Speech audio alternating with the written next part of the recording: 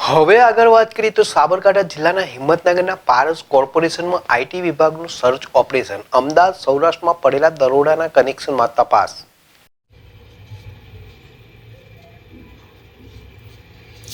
હિંમતનગરના પારસ કોર્પોરેશનમાં IT વિભાગનું search operation, Ahmedabad સૌરાષ્ટ્રમાં પડેલા દરોડાના કનેક્શનમાં તપાસ.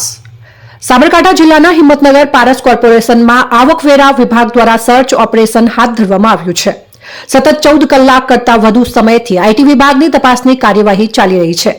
કાર્યવાહી દરમિયાન જ એક શખ્સ ₹3.50 લાખનું આંગળિયું કરવા પહોંચ્યો હતો, જે પછી આવકવેરા વિભાગની ટીમ દ્વારા પૂછપરછ હાથ ધરવામાં આવી છે.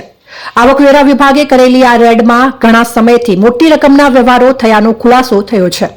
મોટા વ્યવહારોને ધ્યાનમાં લઈને આ સર્ચ ઓપરેશન હાથ ધરાયું છે. અમદાવાદ સૌરાષ્ટ્રમાં પડેલા દરોડાના કનેક્શનમાં આ સર્ચ ઓપરેશન કરવામાં આવી રહ્યું છે.